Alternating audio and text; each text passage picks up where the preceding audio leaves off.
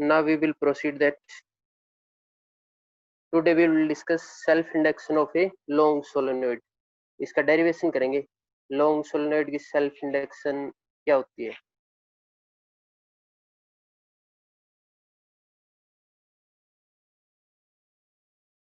Self induction of a long solenoid.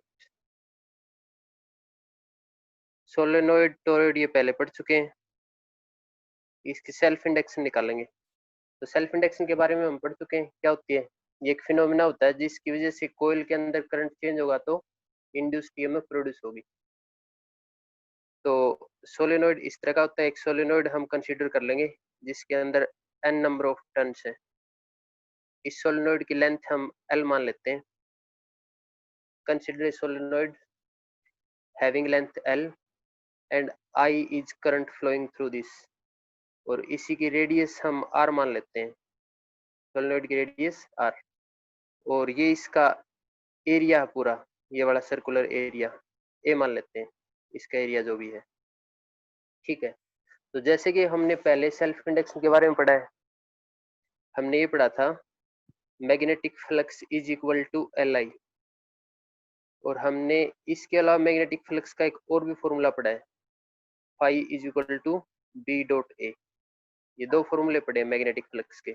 ये तो basic definition से था, और ये हमने सेल्फ इंडक्शन की डेफिनेशन और उसके बारे में पढ़ा था, तब आया था phi is equal to Li। This is magnetic flux, this is coefficient of self induction, this is current.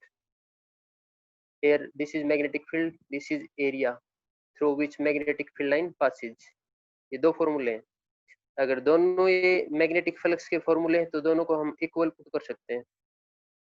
तो पहले इनकी वैल्यू पुट कर लेते हैं, बाद में इक्वल पुट करेंगे। तो देखो पहले इसको सोल्व करते हैं, और इसको अगर सोल्व करेंगे तो ये है मैग्नेटिक फील्ड। इसका मैग्नेटिक फील्ड हम किसकी बात कर रहे हैं? सोलेनोइड की बात कर रहे हैं। तो सोलेनोइड के अंदर मैग्नेटिक फील्ड कितना होता है वो यहाँ पे पुट कर देंगे हम। सोलेनोइड के अंदर मैग्नेटिक फील्ड होता है म्यू नोट एन आई। एन का मतलब इसके नंबर ऑफ टर्न, आई का मतलब कितना करंट फ्लो रहा है। तो this is magnetic field in solenoid, और ये एरिया इसका ए लिख देंगे, नहीं तो आर इसकी रेडियस है तो पाई आर स्क्वायर लिख सकते हो यहाँ पे, तो हमने ए लिख लिया सिंपली। ठीक है, और इसके अंदर हम ये मानते हैं कि जैसे पूरी लेंथ है तो इसकी यूनिट लेंथ के अंदर अगर एन टर्न हो, एन क्या है? Number of turns per unit length, N है number of turn per unit length. अगर इसकी यूनिट लेंथ में एन टर्न है तो पूरी लेंथ में तो ज्यादा टर्न होंगे, तो पूरी लेंथ में ज्यादा टर्न होंगे तो उसके लिए मल्टीप्लाई कर देंगे। तो टोटल टर्न्स कैसे निकालें? टोटल टर्न्स निकालेंगे तो ये है number of turn per unit length. Unit length में इतने टर्न है तो पूरी लेंथ में ज्यादा होंगे, ज्यादा के लिए दोनों की मल्टीप्लाई कर दो, तो पूरी लेंथ के अंदर इतने टर्न होंगे, एन इंटू में एल, इस तरह होंगे। तो इस तरह ये हमने पुट कर लिया यहाँ पे। तो टोटल टर्न्स हमने कैपिटल एन से रिप्रेजेंट कर दिया, तो टोटल टर्न्स आ गए एन एल। एन क्या है? Number of turn per unit length. Unit length में इतने टर्न है तो इतने लेंथ में ज्यादा होंगे, ज्यादा के लिए मल्टीप्लाई कर दिया, तो ये आ गए टोटल टर्न। यहाँ से हम अगर एन की वैल्यू पुट करना चाहें, स्मॉल एन की वैल्यू, तो ये इसके नीचे आ जाएगा capital N by L. Capital N क्या है? Total turns. स्मॉल एन क्या है? Number of turns per unit length. ठीक है, यहाँ पे पुट कर लेते हैं। यहाँ पे पुट कर लेते हैं तो देखो ऐसे आ जाएगा, म्यू नोट, इस n की जगह पुट कर दें n बाई एल, तो इसकी जगह पुट कर दें n बाई एल, ये i और ये a, इस तरह से पुट कर देंगे। तो ये सारा पहले पढ़ चुके हो, हमने पीछे टोरॉइड और सोलेनोइड पढ़ा था, उनके अंदर पढ़ा था, तो उसमें हम ये सारा पढ़ चुके हैं पहले से ही। ठीक है, आगे देखते हैं।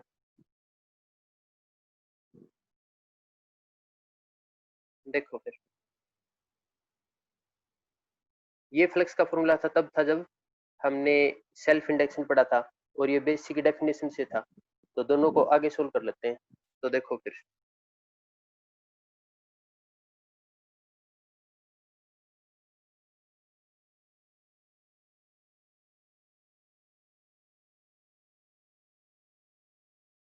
तो ये हमने फ्लक्स निकाल लिया इसका, ये फॉर्मूला हम थर्ड बना लेते हैं। यहाँ पे फ्लक्स का फॉर्मूला है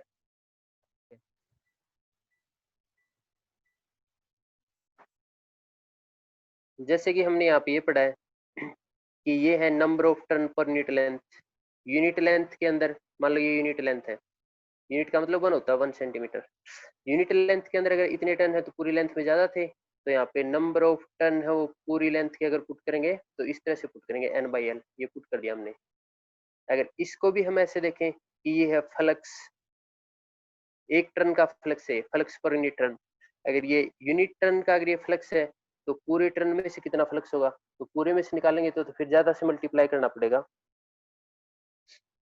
तो अगर ये फ्लक्स है, फाई क्या है, मैग्नेटिक फ्लक्स है, magnetic flux per unit turn. Unit turn के अंदर इतना फ्लक्स है तो पूरे टर्न के अंदर तो ज्यादा फ्लक्स होगा, इसमें तो बहुत सारे टर्न है, तो ज्यादा के लिए फिर इसको ही मल्टीप्लाई कर देंगे, तो यहाँ पे टोटल फ्लक्स निकालेंगे। Total flux through entire solenoid,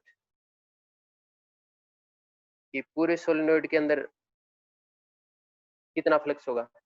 तो ये है flux per unit turn, unit turn में इतना फ्लक्स है तो पूरे के अंदर कितना फ्लक्स होगा, तो पूरे के अंदर तो टोटल नंबर ऑफ टर्न से मल्टीप्लाई कर देंगे। तो हमारा सिंपल ये था। तो टोटल नंबर ऑफ टर्न्स कितने हैं, total number of turns NL, NL से मल्टीप्लाई कर सकते हैं इसको। तो फ्लक्स इस तरह से आ गया, म्यू नोट एन आई ए, इतना तो पहले से था। तो ये फ्लक्स है per unit turn, unit turn का इतना फ्लक्स है, तो इतने टर्न का तो ज्यादा होगा, टोटल टर्न इतने, तो इसको इससे मल्टीप्लाई कर दो, तो इसके इससे मल्टीप्लाई कर देंगे तो ये क्या आ गया, टोटल फ्लक्स आ गया। ठीक है, इसको इससे मल्टीप्लाई कर लेते हैं, म्यू नोट, ये इसका मल्टीप्लाई करेंगे तो एन स्क्वेयर आई ए, और ये एल साथ में हो जाएगा। ठीक है, इक्वेशन 4 हो गई है। हमने क्या देखा, जस्ट हमने दो फ्लक्स के फॉर्मूले लिए हैं, phi equal to L I, phi equal to B A. ठीक है, यहाँ पे सोलेनोइड के बारे में पढ़ने जा रहे हैं हम। सोलेनोइड का मैग्नेटिक फील्ड पुट कर दिया म्यू नोट एन आई। अब इसको थोड़ा मॉडिफाई करना है। क्या मॉडिफाई करना है कि ये टर्न है, ये number of turn per unit length है, यूनिट लेंथ कितने टर्न है। ठीक है, तो पूरी लेंथ के तो ज्यादा टर्न होंगे, तो पूरी लेंथ एल है, तो ज्यादा टर्न कैसे करें, नंबर ऑफ टर्न की और लेंथ की मल्टीप्लाई कर दो तो टोटल टर्न आ गए। ठीक है, फिर अगर हम ये कहें कि ये फ्लक्स यूनिट टर्न का है, एक टर्न में से इतना फ्लक्स जा रहा है, तो सारे टर्न में से तो ज्यादा फ्लक्स आ जाएगा, तो सभी टर्न में से ज्यादा फ्लक्स जाएगा तो सभी टर्न की इससे मल्टीप्लाई कर दो, तो टोटल नंबर ऑफ टर्न इतने हैं, इसकी इससे मल्टीप्लाई कर दो, इसकी इससे मल्टीप्लाई कर दिया तो इतना आ गया फ्लक्स। तो इस सेकंड वाले फॉर्मूले को हम मॉडिफाई करते करते यहाँ तक आ गए, है ना, यहाँ तक। इसमें इस स्मॉल एन की वैल्यू ये भी पुट कर सकते हैं, कैपिटल एन बाई एल यहाँ पे पुट कर सकते हैं, लास्ट में पुट कर लेंगे।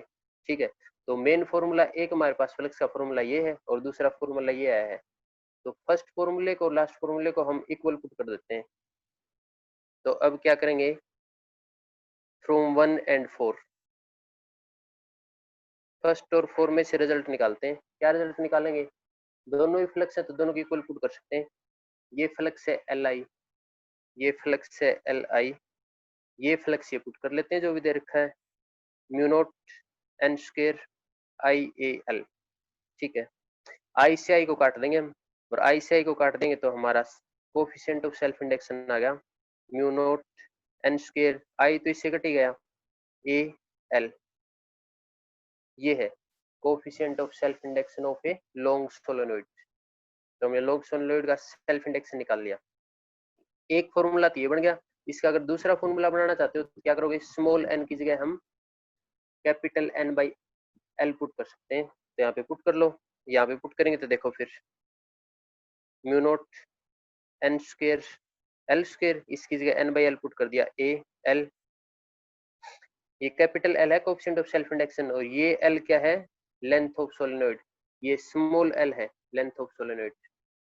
ठीक है, एल से एक एल कट जाएगा तो नीचे एक एल बच जाएगा, तो हमारे पास कोएफिशिएंट ऑफ सेल्फ इंडक्शन का फॉर्मूला आ गया, म्यू नोट एन स्क्वायर ए, और नीचे एल, ऊपर वाला एल इससे कट गया तो mu note N square A by L. Coefficient of self induction total turn दे रखे हो तो ये यूज करोगे, अगर number of turn per unit length दे रखे तो ये यूज करोगे, तो ये आ गया coefficient of self induction of a long solenoid. बिल्कुल आसान है, क्यों है आसान, क्योंकि ये सारी चीजें हमने पढ़ रखी हैं, कल हमने ये पढ़ लिया था, उससे पहले हमने ये पढ़ रखा, बस दोनों को कंपेयर किया हमने। ठीक है, नेक्स्ट टॉपिक पे चलते हैं। कि coefficient of self induction solenoid का किस किस पे डिपेंड करता है, तो यहाँ पे देख के बता सकते हैं हम किस किस पे डिपेंड करता है। ये म्यू नोट है, परमिएबिलिटी ऑफ फ्री स्पेस।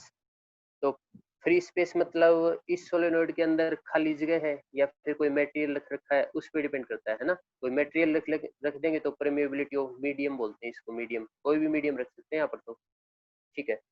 तो परमिएबिलिटी पे भी डिपेंड करता है, नंबर ऑफ टन पे भी डिपेंड करता है, एरिया पे भी डिपेंड करता है और लेंथ पे भी डिपेंड करता है, सभी पे डिपेंड करता है। तो चलो देखते हैं फिर फैक्टर्स अफेक्टिंग सेल्फ इंडक्शन।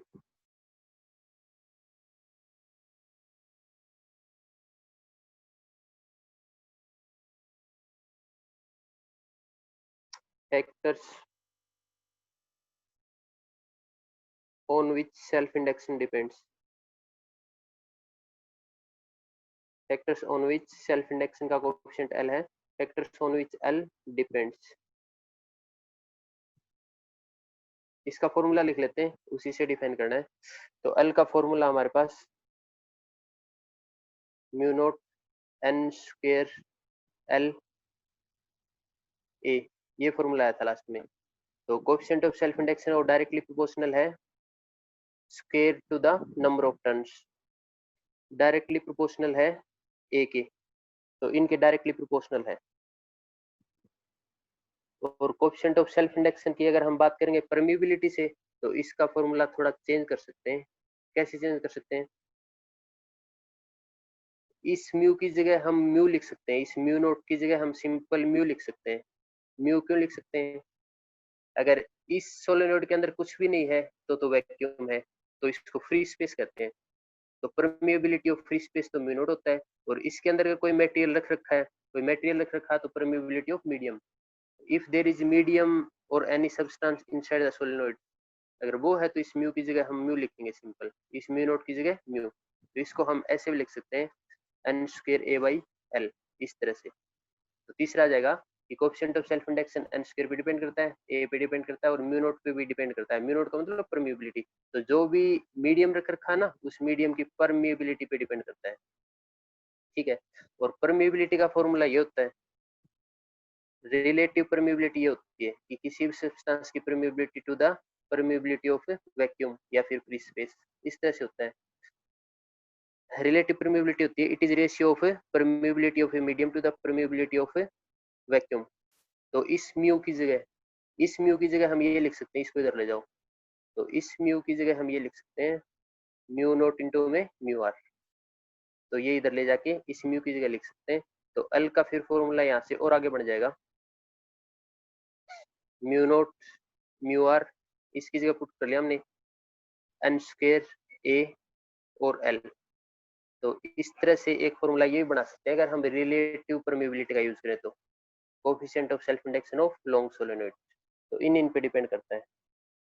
ठीक, आगे पढ़ते हैं। म्यूचुअल इंडक्शन,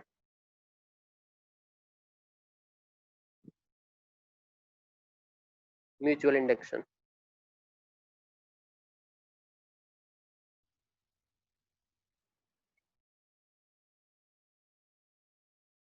हमने सेल्फ इंडक्शन इस तरह से पढ़ी थी, इसके अंदर हमने एक कोयल ली थी, उसमें बैटरी थी, रियोस्टेट था, की थी, सोलेनोइड था। उसी एक सर्किट के अंदर हम करंट को चेंज कर रहे थे, और करंट को चेंज करने की वजह से उसी सर्किट के अंदर इंड्यूस्ड ईएमएफ प्रोड्यूस हो गई थी, उसी को कहते हैं सेल्फ इंडक्शन। कि उसी कोयल में करंट चेंज हो रहा था, उसी में ईएमएफ प्रोड्यूस हुई, सेल्फ इंडक्शन। अब म्यूचुअल इंडक्शन, यहाँ पे हम उसी कोयल में चेंज नहीं करेंगे, दूसरी कोयल में चेंज करेंगे। कैसे करेंगे? देखो, यहाँ पे ये बैटरी ले ली हमने, इसके साथ रियोस्टेट से कनेक्ट कर दिया, यहाँ पे की ले ली, ये रियोस्टेट है, rheostat nothing but variable resistor, यहाँ पे की लगा दी की, ठीक है। ये बैटरी है, इधर से एक कोयल अटैच कर देंगे, ठीक है। इधर से एक दूसरी कोयल ले ली हमने, ठीक है। इस कोयल को गैल्वेनोमीटर से कनेक्ट कर दिया, गैल्वेनोमीटर से, ठीक है। ये बैटरी है तो यहाँ से करंट जाएगा, यहाँ से करंट जाके इसमें से फ्लो के इधर आ जाएगा करंट, ठीक है। तो इस कोयल में हमने कोई करंट कनेक्ट नहीं करवाया, सिंपल ये कोयल है, ये प्राइमरी कोयल कह सकते हैं, सेकेंडरी कोयल कह सकते हैं। तो यहाँ पर गैल्वेनोमीटर से कनेक्ट कर दी। इसकी जैसे कि हम यहाँ से ऑन करेंगे तो ये करंट जाएगा इधर से, वो करंट यहाँ से पास होगा, और करंट कैरिंग कोयल के अंदर तो मैग्नेटिक फील्ड होता है, तो जैसे की को ऑन करेंगे तो यहाँ से करंट जाएगा, तो करंट कैरिंग कोयल होगी, तो इसके अंदर मैग्नेटिक फील्ड बनेगा। और इसके अंदर मैग्नेटिक फील्ड किस तरह से बनेगा, इसके अंदर मैग्नेटिक फील्ड इस डायरेक्शन में बनेगा, इस तरह से मैग्नेटिक फील्ड की ये लाइन होंगी इस तरह से, तो इस तरह से इसमें मैग्नेटिक फील्ड बन जाएगा। हमने पढ़ रखा है पहले करंट कैरिंग कोयल के अंदर किस तरह से मैग्नेटिक फील्ड होता है, राइट एंड थंब रूल से इसकी डायरेक्शन निकालते हैं। तो मान लो इस करंट की डायरेक्शन की वजह से मैग्नेटिक फील्ड इस डायरेक्शन में बन गया, तो ये मैग्नेटिक फील्ड यहाँ से इधर आ रहा है, क्लोज लूप बनाता है मैग्नेटिक फील्ड, तो magnetic field line close loop बनाती है, तो यहाँ से ऐसे जाएंगे ऐसे, तो इसके अंदर चला गया ये, तो ये यहाँ से क्लोज लूप बनाएंगे, यहाँ से जो भी लूप जाएंगे वो इसके अंदर चली गई, और जैसे ही हम यहाँ से चेंजिंग करंट पास करवाएंगे तो यहाँ का मैग्नेटिक फ्लक्स चेंज होगा, और मैग्नेटिक फ्लक्स चेंज होगा तो इसके अंदर जो फील्ड लाइन जा रही है वो भी चेंज होगी, और मैग्नेटिक फ्लक्स अगर इसका चेंज हो गया तो यहाँ पे करंट इंड्यूस होगा, ईएमएफ इंड्यूस होगी। तो इस कोयल के अंदर ईएमएफ, इसके अंदर कोई करंट नहीं है, किसकी वजह से इंड्यूस हुई है, इसके नेबरिंग में एक कोयल रखी है, इसमें हम करंट चेंज कर रहे हैं तो इसमें ईएमएफ बन रही है, तो नेबरिंग कोयल में अगर हम करंट चेंज करें, मैग्नेटिक फ्लक्स चेंज करें, उसकी वजह से दूसरी कोयल में इंड्यूस्ड ईएमएफ बने, ऐसे फिनोमेना को क्या कहते हैं, mutual induction. What is mutual induction? It is the phenomena of production of induced EMF in one coil due to the change of current in neighbouring coil, कि इस कोयल में इंड्यूस्ड ईएमएफ बनेगी इसकी नेबरिंग कोयल में करंट चेंज होने की वजह से, दिस इज म्यूचुअल इंडक्शन। जिस तरह से हमने सेल्फ इंडक्शन के फॉर्मूले पढ़े थे, सेम उसी तरह से हम म्यूचुअल इंडक्शन के फॉर्मूले पढ़ेंगे। देखो तो फिर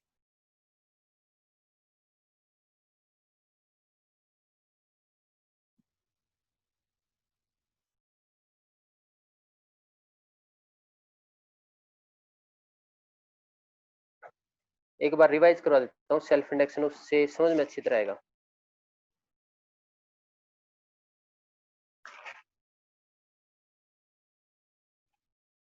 देखो सेल्फ इंडक्शन ये पढ़ा था, इसके जस्ट बाद हमने पढ़ा कोफिशिएंट ऑफ सेल्फ इंडक्शन, है ना। कोफिशिएंट ऑफ सेल्फ इंडक्शन का मतलब ये प्रोपोर्शनलिटी कांस्टेंट था, किस तरह से पढ़ा था, हमने ये पढ़ा था कि यहाँ से जितना करंट जाएगा ना उसकी वजह से यहाँ पे फ्लक्स बनेगा, तो जो भी फ्लक्स बनेगा वो इस करंट के डायरेक्टली प्रोपोर्शनल है ना। तो जो भी फ्लक्स बनेगा वो करंट के डायरेक्टली प्रोपोर्शनल, प्रोपोर्शनलिटी का साइन हटाया तो एक कोफिशिएंट लगा दिया था, है ना, प्रोपोर्शनलिटी कांस्टेंट लगा दिया था, ठीक है, तो ये फॉर्मूला बन गया था हमारे पास। तो फ्लक्स है वो डायरेक्टली प्रोपोर्शनल टू करंट, ऐसा ही उसमें आएगा सेम, ऐसा ही अब हम जो पढ़ने जा रहे हैं ना उसके अंदर सेम कॉन्सेप्ट लगाएंगे। तो देखो फिर सेम कॉन्सेप्ट, जितना यहाँ पे हम करंट चेंज करवाएंगे उतना ही यहाँ पे फ्लक्स में चेंज आएगा, सेम चेंज आएगा। तो सेम उसी तरह से यहाँ पे लिख लेते हैं coefficient of mutual induction, mutual induction.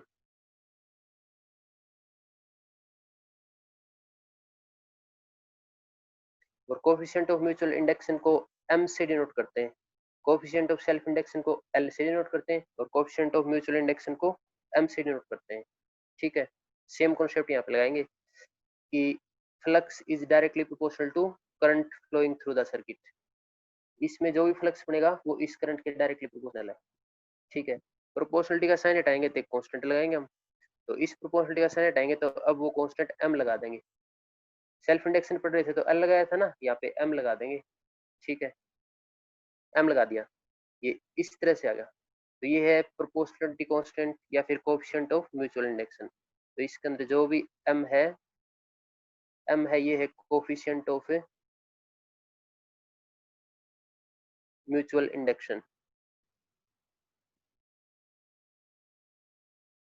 Coefficient of mutual induction. M का फॉर्मूला बना सकते हैं, आई को नीचे ले जाओ, it is ratio of flux and current, ऐसे भी कह सकते हैं, ठीक है। इसकी यूनिट क्या होती है, यूनिट दोनों की सेम होती है,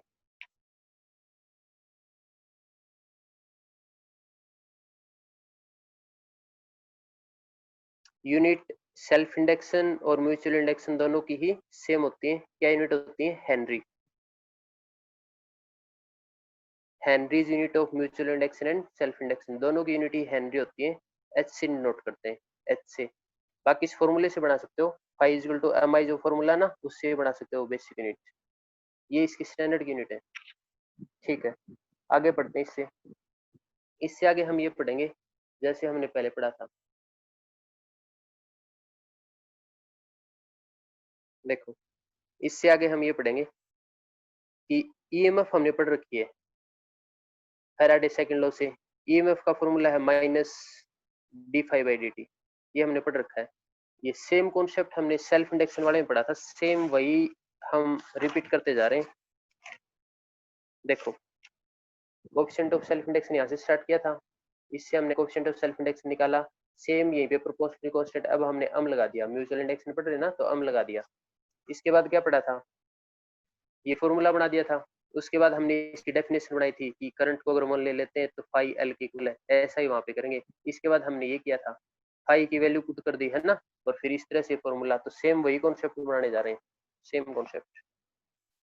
एक बार तो उसको डिफाइन कर लेते हैं, क्या कर लेते हैं, हमने phi is equal to M I पढ़ा अभी, है ना, तो एक बार इसको डिफाइन कर लेते हैं, what is coefficient of mutual induction. अगर हम यहाँ पे करंट को 1 एम्पियर पुट कर दें, इफ करंट इज 1 एम्पियर, है ना, तो करंट को 1 एम्पियर पुट कर देंगे तो phi is equal to M. तो what is coefficient of mutual induction, coefficient of mutual induction is equal to magnetic flux when unit current passes through the circuit. Circuit में से unit current pass करेगा ना, तो उसी time पे coefficient of mutual induction है वो magnetic flux के इक्वल होता है। ओके, देखो अब इसको सोल्व करते हैं, और इसको सोल्व करते हैं तो minus d by D t, phi का फॉर्मूला ये रहा, फाई पुट कर देते हैं यहाँ पे, तो फाई का फॉर्मूला ऐसे पुट कर देंगे हम। एम कांस्टेंट है, प्रोपोर्शनलिटी कांस्टेंट बाहर निकाल लो, तो एम को हमने बाहर निकाल लिया, ये आ गया D I by D T. ठीक है, अगर इसका हम मैग्नीट्यूड लेना चाहें तो माइनस हटा देंगे, क्योंकि माइनस तो अपोजिशन को रिप्रेजेंट करता है, अपोजिट डायरेक्शन को, अपोज करने को। ठीक है, इसका मैग्नीट्यूड लेंगे, तो इसका अगर हम मैग्नीट्यूड लेना चाहें तो हमारे पास आ गया M D I by D T. यहाँ से हम एक और डेफिनेशन बना लेंगे कोएफिशिएंट ऑफ म्यूचुअल इंडक्शन की। कोएफिशिएंट ऑफ म्यूचुअल इंडक्शन की एक डेफिनेशन तो यहाँ से बन गई, it is equal to magnetic flux when unit current passes through the coil. दूसरी डेफिनेशन यहाँ से बना लेते हैं, कैसे बनाएं, सेम इसी तरह से। उसमें हमने करंट को पुट किया था, यहाँ पे rate of change of current को पुट कर दो, ये है rate of change of current with respect to time, इसको 1 पुट कर दिया है ना, यूनिटी पुट कर दिया, और इसको 1 पुट कर देंगे तो फिर E is equal to M आ जाएगा। तो E is equal to M, what is E, it is induced EMF. ठीक है, यहाँ से अगर डेफिनेशन बनाना चाहो तो यहाँ से बना लो, what is coefficient of mutual induction, coefficient of mutual induction is equal to induced EMF in the coil when rate of change of current is equal to unity। ऐसे कह सकते हैं, तो डेफिनेशन वैसे ही बना सकते हैं, वैसे बना सकते हैं, जो एमसीक्यू क्वेश्चन आते हैं उनमें से इनमें से कोई क्वेश्चन भी बना सकता है। Phi is equal to M भी दे सकते हैं, phi is equal to E भी दे सकते हैं। Phi is equal to M तब आएगा जब आई की वैल्यू 1 है, और E is equal to M तब आएगा जब D I by D T की वैल्यू 1 है, ये ध्यान रखना है। ठीक है, तो जिस तरह से हमने coefficient of self induction of long solenoid पढ़ा है, उसी तरह से अब हम पढ़ेंगे coefficient of mutual induction of long solenoid. Solenoid का म्यूचुअल इंडक्शन का कोफिशिएंट पढ़ेंगे, और अभी 40 मिनट जैसे हो जाएंगे तो क्लास फिनिश हो जाएगी, उसके बाद सभी को रिज्वाइन करना है, ये टॉपिक इनकम्प्लीट रह जाएगा, उसको कंप्लीट करेंगे हम। तो नेक्स्ट टॉपिक स्टार्ट करने जा रहे हैं हम, कौन सा, mutual induction of long solenoid. इसको सिंपल कहते हैं mutual induction of long solenoid, या फिर coefficient of mutual induction of long solenoid. Mutual induction of long solenoid, mutual induction of long solenoid. ठीक है, तो म्यूचुअल इंडक्शन तो हमने ये देखे कि दो कोयल पास में होनी चाहिए, एक कोयल में करंट चेंज होगा तो दूसरी में फ्लक्स प्रोड्यूस होगा, इंड्यूस्ड ईएमएफ बनेगी। ठीक है, तो यहाँ पे ले लेते हैं हम, एक कोयल ये ले ली। ठीक है, इसमें से मान लिया कि यहाँ पे I2 करंट आ रहा है, और ये सेकंड वाली कोयल है। एक कोयल हम नीचे से ले लेते हैं और इसकी कपलिंग कर देते हैं, कपलिंग इस तरह से, यहाँ से I1 करंट जा रहा है, और ये फर्स्ट कोयल है, तो ये फर्स्ट कोयल है, सेकंड कोयल है, इसमें से करंट जा रहा है ना, तो इसमें से एक कोयल का करंट चेंज कर देंगे, तो एक कोयल का करंट चेंज करने की वजह से दूसरे में से ईएमएफ बढ़ेगी और दूसरे में करंट भी बढ़ेगा, induced EMF and induced current. ठीक है, तो हमने कंसीडर कर लिया two solenoid couple to mutually couple to each other. Mutually का मतलब एक दूसरे के अंदर एक दूसरे का इफेक्ट पड़ेगा, म्यूचुअली कपल्ड। फर्स्ट सोलेनोइड है, इसमें से I1 करंट पास हो रहा है और सेकंड सोलेनोइड इसमें से I2 करंट पास हो रहा है। तो इसका भी हम कोएफिशिएंट सेम उसी तरह से निकालेंगे जो सेल्फ इंडक्शन का कोएफिशिएंट निकाला था। कैसे? सेम तरह से देखो, ये था लॉन्ग सोलेनोइड का सेल्फ इंडक्शन का कोएफिशिएंट। कैसे निकाला था? ये हमने दो फॉर्मूले लिए थे, फ्लक्स के दो फॉर्मूले होते हैं, एक तो Li और एक Ba। इस फॉर्मूले को मॉडिफाई करके इसमें जो भी मैग्नेटिक फील्ड का फॉर्मूला पुट करके और दोनों को इक्वल पुट करके सोल्व कर लिया था। सेम कॉन्सेप्ट यहाँ पर लगाएंगे, सेम कॉन्सेप्ट यहाँ पे लगाएंगे कि यहाँ पर भी फ्लक्स के दो फॉर्मूले होते हैं, जहाँ पे म्यूचुअल इंडक्शन है ना, जो म्यूचुअल इंडक्शन में एक तो कौन सा फॉर्मूला ये रहा MI, तो एक फॉर्मूला यहाँ पर है MI, है ना। जैसे कि हमें पता है मैग्नेटिक फ्लक्स एक तो ये है और दूसरा मैग्नेटिक फ्लक्स हमें पता है ये है। ठीक है, दो फॉर्मूले हो गए। अब इस फॉर्मूले को मॉडिफाई कर लेते हैं। कैसे मॉडिफाई करेंगे? देखो, हम इनके फ्लक्स निकाल लेंगे। तो हमारी मर्जी है कि हम फर्स्ट कोयल में से करंट पास करवाएं या सेकंड में से पास करवाएं, उसी हिसाब से हमारा क्वेश्चन सोल्व हो जाएगा।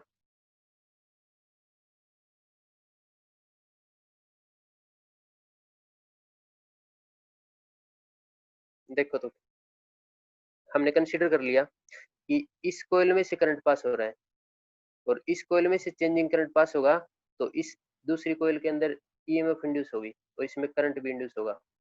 तो इसके अंदर अगर करंट चेंज हो रहा है, करंट पास हो रहा है और चेंजिंग करंट पास हो रहा है, तो इस कोयल के अंदर ईएमएफ बढ़ेगी, है ना, फर्स्ट वाले के अंदर। और इसके अंदर ईएमएफ कब बढ़ेगी? जब इसका फ्लक्स चेंज होगा। तो फर्स्ट कोयल के अंदर देख लेते हैं कितने फ्लक्स का चेंज हुआ है, फ्लक्स का फॉर्मूला क्या है। तो चलो देखते हैं फिर। तो लिख लेते हैं मैग्नेटिक फ्लक्स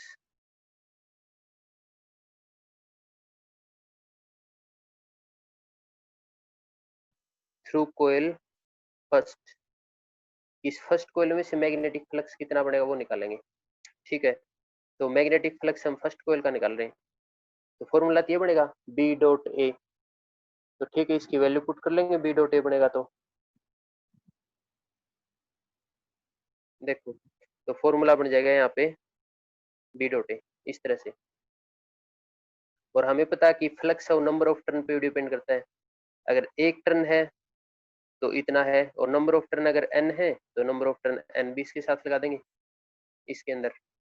ठीक है, तो flux B dot D S भी होता है, अगर एक टर्न है तो इतना और नंबर ऑफ टर्न ज्यादा है तो नंबर ऑफ टर्न से मल्टीप्लाई कर दिया।